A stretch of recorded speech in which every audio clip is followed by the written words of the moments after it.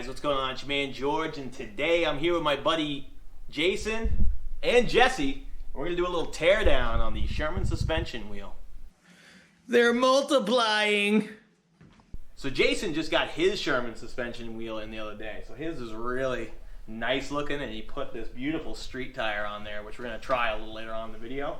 But for now, what we're going to do is tear down this demo unit. So this demo unit is the one that's been kind of making the rounds here.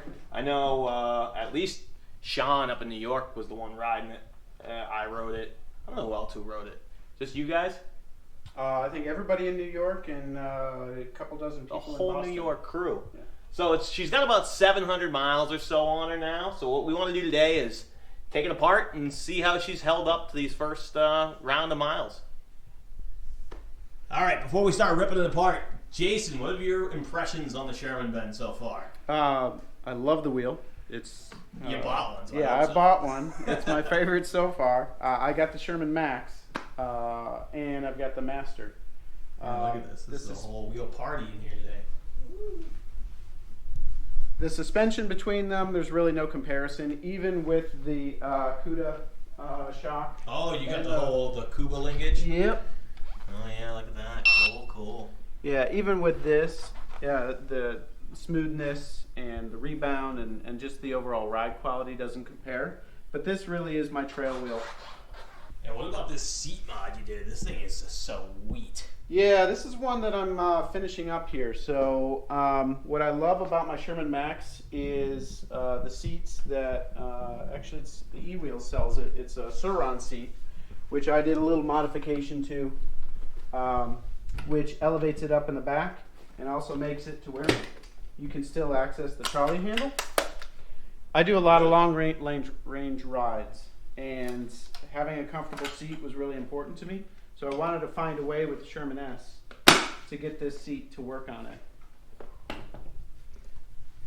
And so what I did, I'm finalizing this one. I've got one piece that's coming in, but just the stock trolley handle right here, where I've drilled some holes in it. I put a mounting bracket, which I'm replacing right now with another one that allow me to position the seat in any position, and some standoffs to angle the seat. So the final version, it'll come back about 3/4 of an inch, maybe.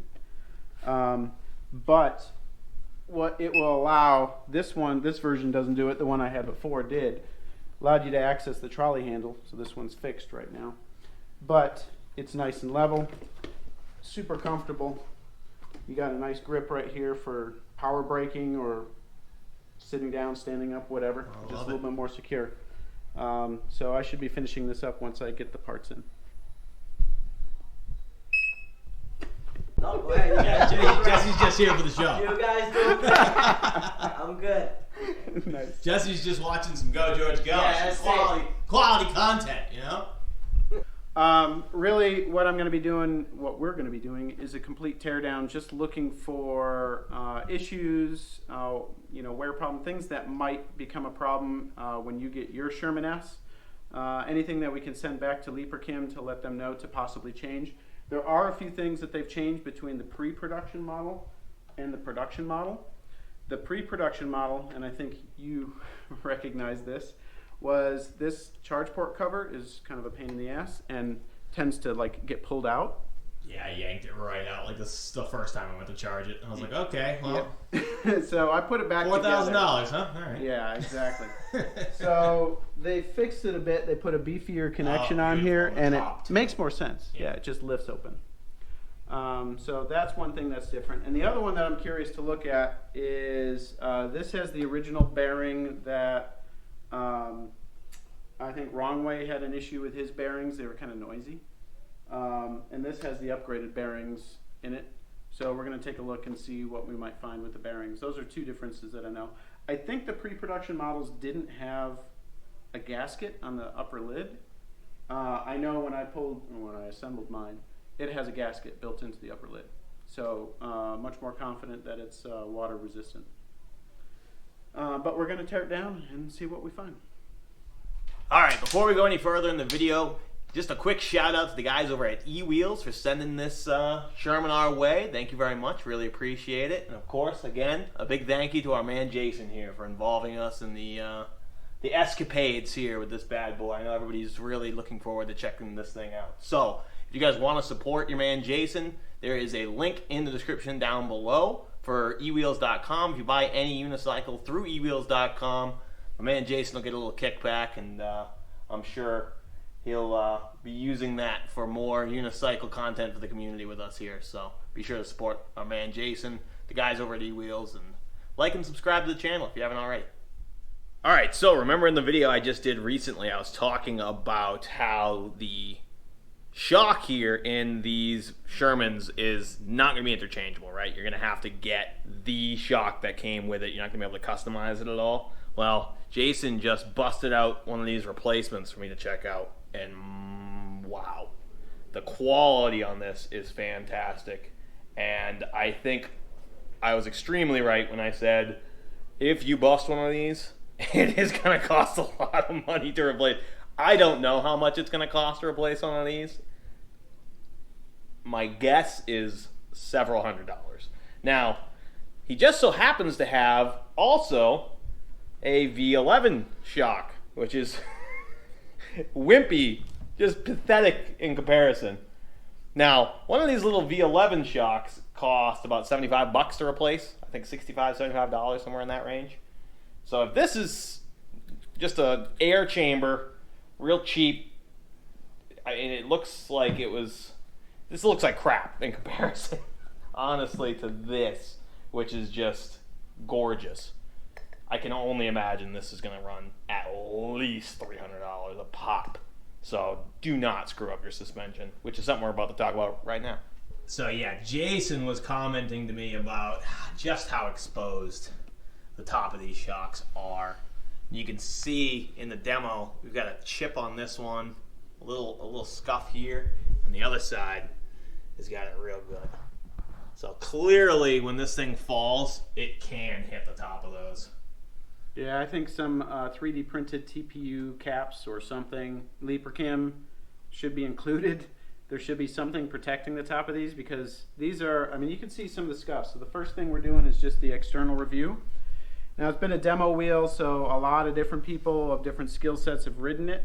I heard there were some good drops in New York. I heard there were some good drops in New York. I won't say that there wasn't anything like that here in Boston, but you can see these hot spots in the corners. Now, this magnesium shell seems to be super beefy, but I can imagine time and time again hitting these same spots in the corners, it's eventually going to just wear these down. And so, you know, doing something to protect these would be good.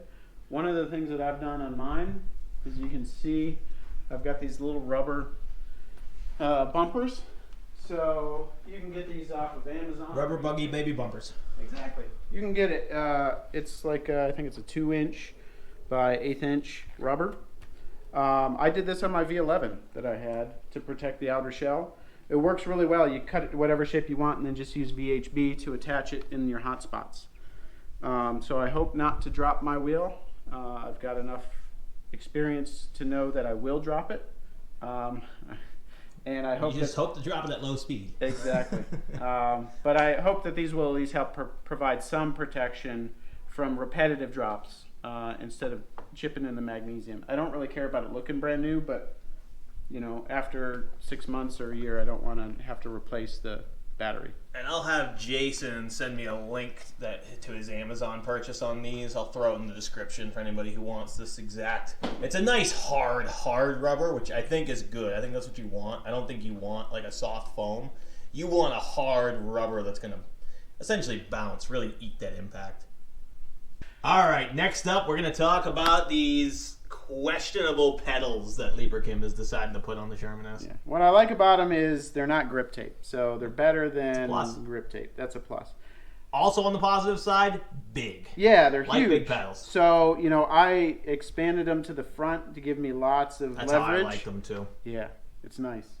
So those are good. Fortunately, like, they haven't bound up. Like, I think in the Wrong Way video, he was having some issues with his, but you know, that mechanism, the teeth that are like ratcheting together, that's just going to wear out and you're going to lose that. It's going to hold up over time. And I don't know. there needs to be a better option. They're not adjustable as far as the dihedral on them, the angle on them. It'd be nice to be able to use other standard pedals with L hangers. So somebody make an attachment that attaches to this. Yeah, I do battery like housing. that idea. I do think somebody could probably make some kind of a attachment there so we can use whatever pedals we want. Yeah, it'd be nice. I mean, there's so many aftermarket pedals available, and not a single one of them's going to work on those wheels. So I mean, this is going to be a popular wheel, so somebody's going to make it. Just don't know how long it's going to be. It's not bad. I haven't ridden in a lot of rain or mud yet, and I do hear that they're slippery. So, you know, that would suck as well. I'll say they're more than rideable, right? They're not trash. They're just, considering how much work and effort they clearly put into these, they're a little disappointing. I mean, just you're going to over-engineer them so much for them to kind of come out as just... Yeah, and can we please stop using Phillips heads anywhere? Like, Phillips heads here, Phillips heads here. Like, they just strip out. You know, let's use something that's a little more standard. Hex is perfectly fine. But these Phillips heads, you know, for me to tighten them and loosen them, they're already starting to strip because you can't get straight at it with a screwdriver because of the pedal angle. Yeah, pedal angle, the pads. So you're already taking a Phillips, yeah, which sucks, into an angle, and you're just going to strip it out. But overall, the pedals here seem to be in good shape, regular wear and tear. One thing I do want to highlight, and this is a problem on a lot of wheels when they're brand new, is the tires misaligned. I didn't want to deal with it on this one because it was the demo unit. So whoever gets it next will have to deal with it. But what you'll notice here is, and I'll go slow, that tire wobbles quite a bit. You can see it wobble right and left. I don't know if you can see it on the camera. I can see it from the top here. But yeah, I can see it in real life. I don't know if it's translating the camera. if you come from the top, I think you can see it. Because you can see the treads. Oh yeah, you can see it. Yeah, you see a wobble right back and forth. So the two problems with tires are, especially on the cheaper tires, is they're gonna twist right and left, and so you're gonna get that kind of wobble right and left. And then if they're not perfectly sized for the rim, you're going to get high spots and low spots. So you're going to get up and down, and like some of them are really bad, but you can feel it while you're riding. So this one came with that kind of wobble to the right or left. I haven't adjusted it, but so one of the things that I do normally, because I do repairs for some people, I don't do a lot of repairs because I have a day job. But when I'm doing a repair for somebody, I always have like these takeout containers. Everybody has these takeout containers. It's great for a catch-all for all of your parts. Definitely don't just let them sit out because you're going to lose them. Especially if you're doing anything extensive. If you're planning on working this thing for more than 45 minutes. Yeah. So I'm doing all this for the first time. No instructions. It should be fun. These are the instructions. Yeah. Yeah, so there's going to be a lot that you're not going to want to put in there. So also, hand tools, especially if you're not familiar with the torque settings or the size, definitely use hand tools versus power tools. Power tools are good, you know, once you know you have the right size and you know what the proper torque setting is. Otherwise, you end up like stripping parts. So stripping and cracking. Yep. All right, talk about over-engineered. Yeah, so this little part right here with the 4 Phillips screws is what holds the tensioner. So we've got a hex bolt here with a couple hex nuts, which I'm assuming just tighten against each other and put pressure against these teeth. And so these teeth are the ones that ratchet. Look, they're already so worn out. Yeah. All right, and now that we look at this a little bit closer here, taking these pedals off is going to be a pain in the butt. You have to take this entire ratcheting piece out. So, like, normally you kind of bang your pegs through, right? So these are held on by these little Phillips head screws here, and you would knock your axle out, but you can't get to the axle from this side, and obviously you can't put it in this side, so you have to take this entire ratcheting mechanism out just to get the pedal off. And you have to get the pedal off in order to get You don't have to take the pedal off to take the battery, you know that. You don't? No, the pedals stay on there. I just wanted to pull them apart just to see what I find. Yikes. And this guy's got to come out somehow, so... Alright, so... Oh, shit! Well, that's how it comes out. It scared the shit out of me. Interesting. Hey, it fell in the catch-all. Yeah, perfect. Nice. Look at that. It just looks like crap because it's all worn off on the sides already. I mean, it's not terrible. There's not much wear and tear, but you can definitely see a lot of scraping going on there. I do wonder how this is going to hold up over time. But at least it's a replaceable part. It doesn't look like... I mean, hopefully you can get one of these replacements for $2. We shall see. I don't know if that's the pin or not. Yeah, it is the pin. Okay. Oh, this piece is moving, so that's a good sign. Okay, that is good. All right, at least that's not built into the battery case. I put some white lithium grease. Hey, there we go. Voila. Dude, that's light. Is it? Feel that. Oh yeah, that's actually incredibly light. Hey, put that in the plus. Oh. The plus column. And look it's replaceable with the Phillips. Oh, Phillips, of course. What else would it be? All right, cool. So hopefully you get that as a whole part piece for $5. I'm sure they'll charge you $29.99. Otherwise, yeah, I mean the oxidation that's on here, I would probably reassemble this with some white lithium grease just to help with the oxidation and help with the smoothness. Normal wear and tear, I mean, only time's going to tell. This has, what, 700 miles and some falls? We'll see what happens, especially if people are on trails. Yeah, true. I don't know how many people actually brought this out on trails at all. Yeah. As far as I know, I mean, I only pretty much exclusively rode it on cement. All right, enough playing around with the pedals. Let's check if the screws on this bad boy are still tight after 700 and change miles. Yeah, so some of them, I know these right here, at least mine when it arrived, had some of the Loctite on it, Loctite blue. But these did not, which is interesting. So I'm really curious to see. You didn't tighten any of them, did you? Nah. Okay. I didn't tighten any of them. Nope, I just let her fly. I wore all my gear. Checking for snugness. These have locking washers on them, so that's not a surprise why they didn't have Loctite blue, but, you know, check it every so often. Oh, that one's like super loose. Yeah, the Hero is really bad. Speaking of Hero, look at that. Look in the background. Hero video just happens to come on when I mention Nice. it. Funny. But, yeah, no, the Hero was really bad after... We've only put like 300 or 400 miles on that thing, and it had a lot of loose screws. Oh no, that's just really loose. So those are your headlight and taillight adjustments. Yeah. So tighten those down just to, you know, get it positioned at the position that you want, or keep it loose and then you can wiggle it around and hopefully you don't lose a screw.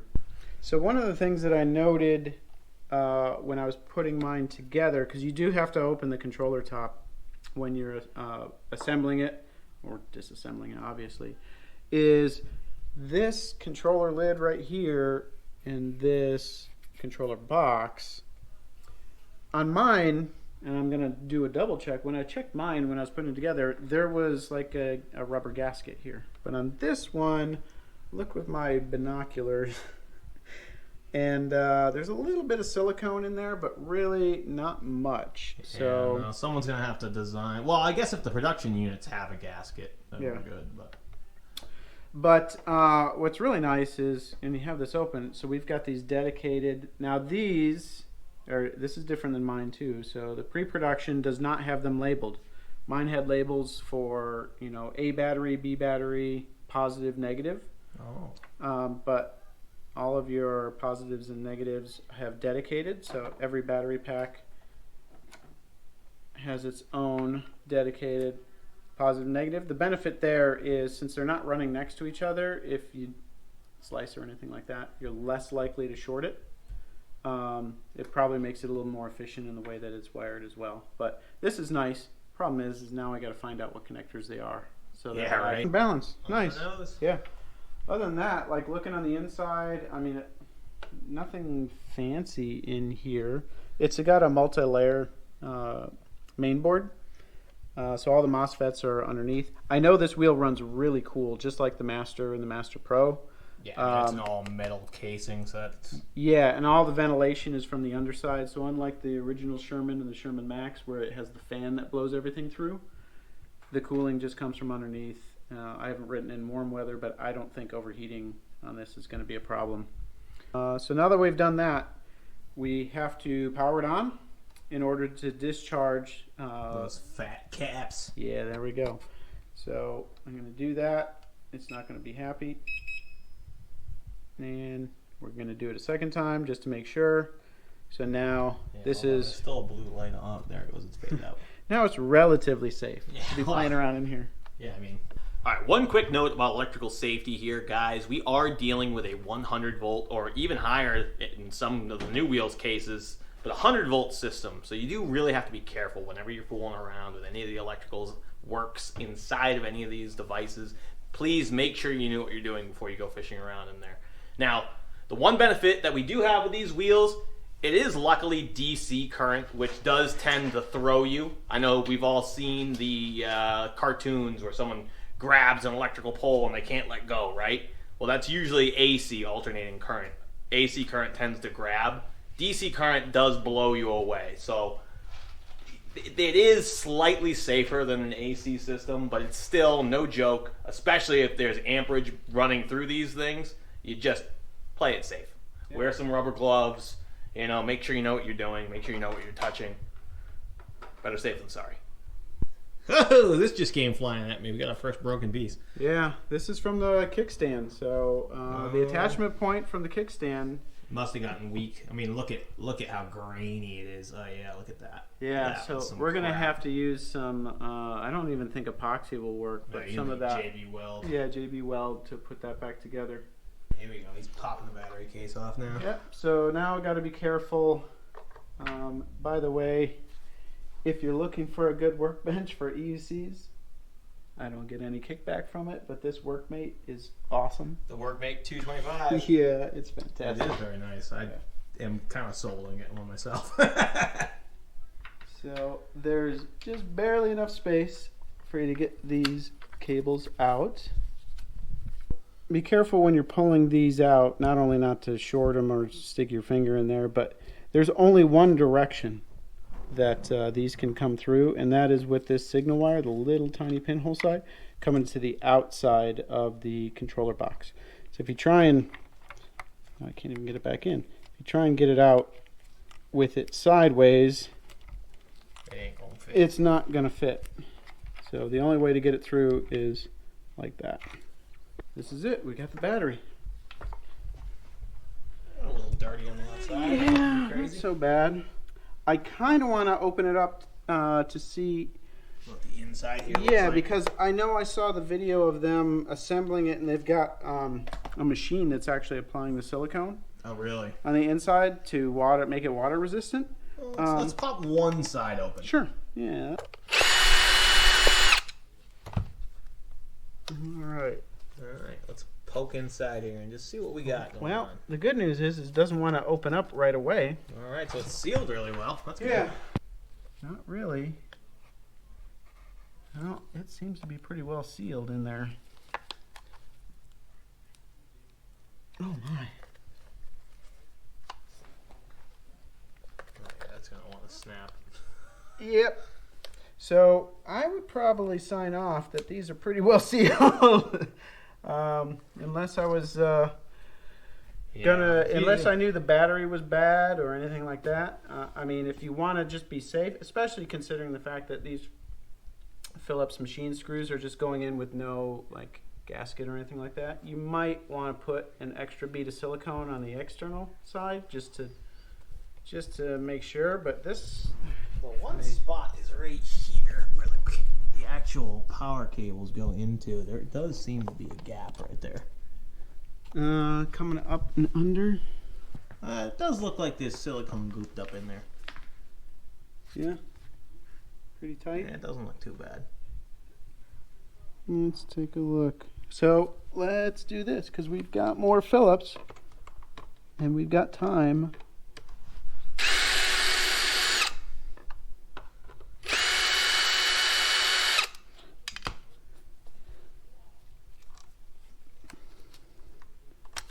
There we go.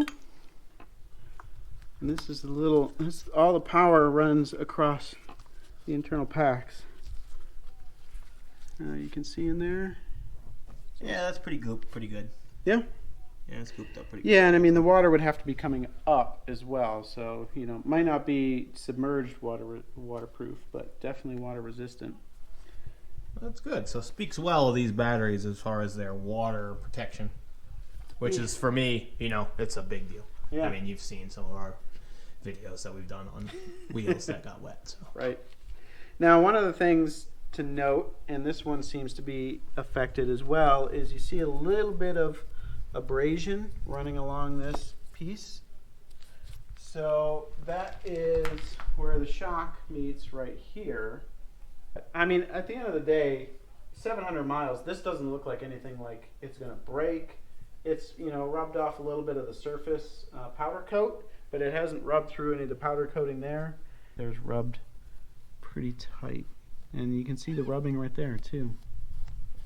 And I can feel that. Run your finger along there. Oh, yeah, you can definitely feel that channel. Yeah. Oh, yeah, you can even see quite a bit right there. A lot right there, you're right. Look at that.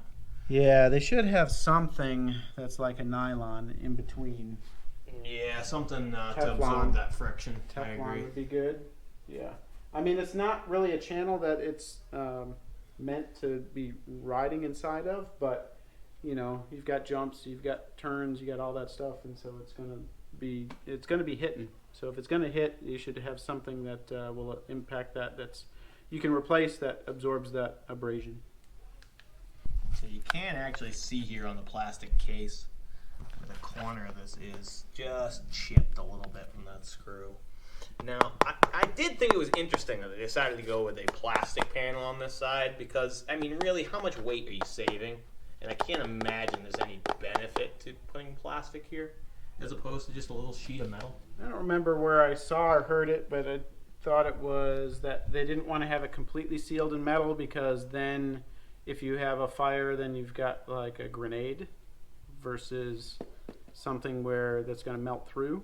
I guess. Yeah, because otherwise the heat and pressure on the inside of it, if it were perfectly sealed in metal, would just act like a grenade.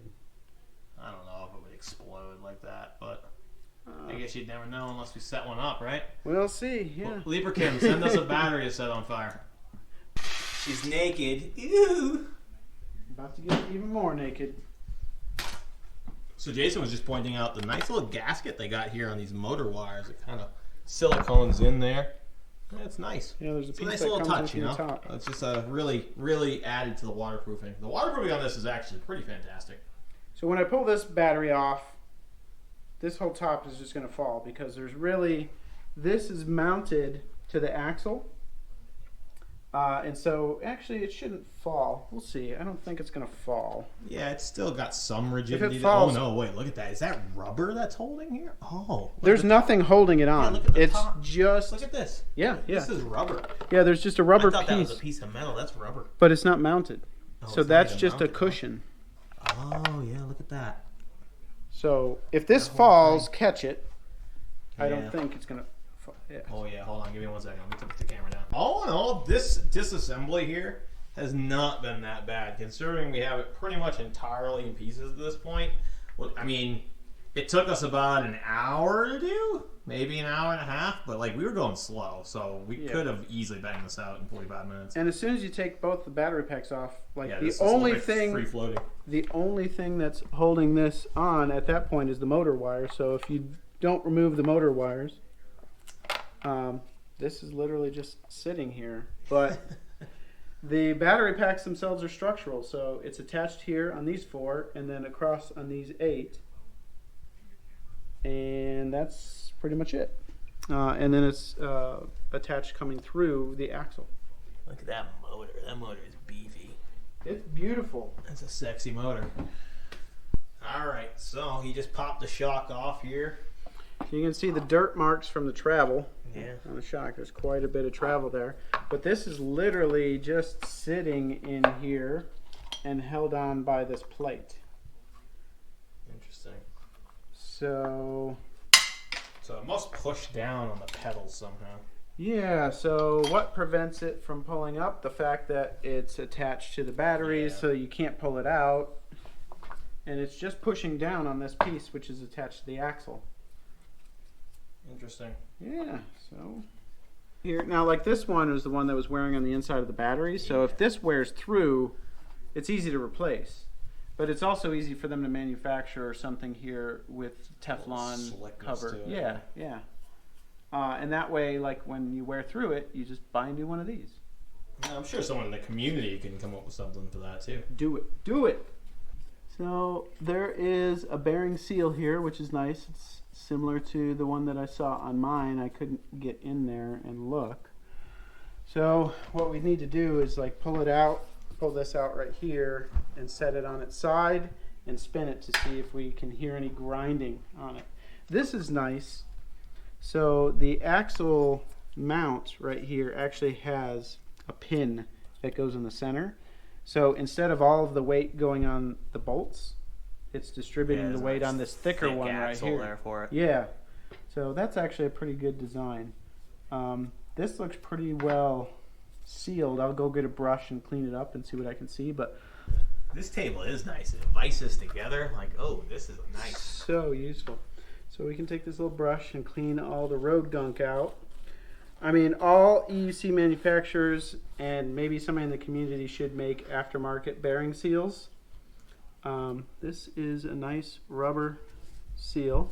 So actually, oh, look at that. Pops right off. Yeah, pops right off. So it doesn't need to be anything magical. Yeah, look at that. That looks really clean. Yeah, let's keep it clean.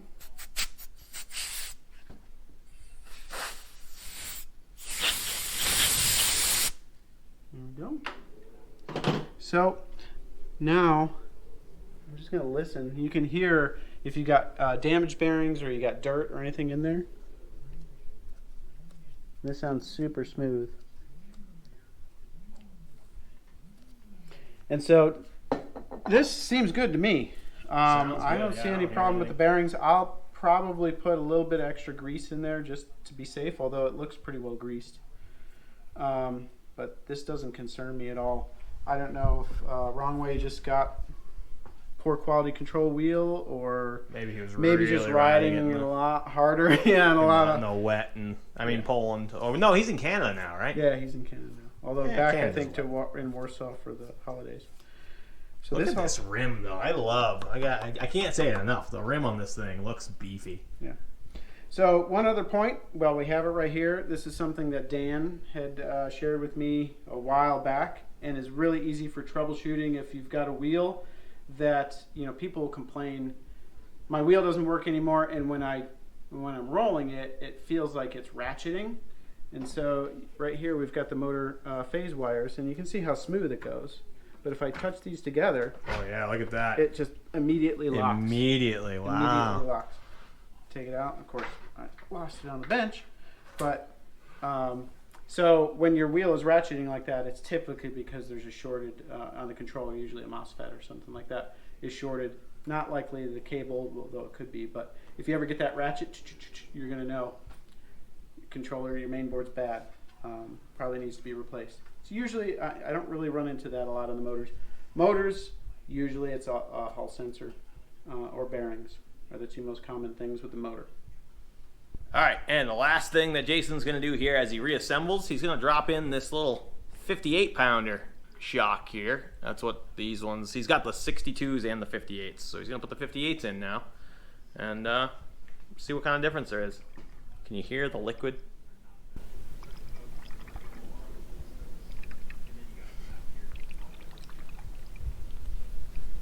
All right, here we go. We finally got her put back together. It was actually kind of more of a pain to get it put back together though. And we've got the 58-pound shock in it now. How's it feel? Much softer. Yeah. Definitely, I would need to lose probably 20 pounds. I'm not bottoming out. Like, I'm 155 pounds. Here, let me put my $1.90 on there. Oh yeah, that's way looser. I'm still not bottoming it out though. And we haven't adjusted it. I really jumped on that right then. Yeah, no, I mean, we haven't adjusted it at all. Actually, you know what? That might actually be fun. I would have to take it outside and actually run it on bumps and stuff, but I don't know. I don't hate it. I mean, I was really jumping on that as hard as I could, and I didn't bottom it out, so we'll have to actually test it out and see what happens, but definitely a different feeling for sure. Alright guys, well, we ripped her apart. That's about all you're going to get out of that. Oh, hold on. You know what? I want to keep Mr. Hankey in here. Alright, well, Mr. Hankey, what do you think of the Sherman S? It's the greatest wheel that's ever made. Alright, relax, Mr. Hankey. Calm down. It's a nice wheel. And after seeing that teardown, I gotta say, I'm a big fan. I really think that the build quality on this thing is fantastic. I wasn't actually expecting it to be this nice. It's actually, it's the nicest wheel I've ever seen. Mr. Hankey might be right about that. Of course I'm right. Alright, well that's it for the Sherman S teardown. I really am impressed with the quality on this bad boy. I think they did a fantastic job putting this thing together. I think this is definitely going to be the most popular wheel of the year for sure. Jason, you got any final comments?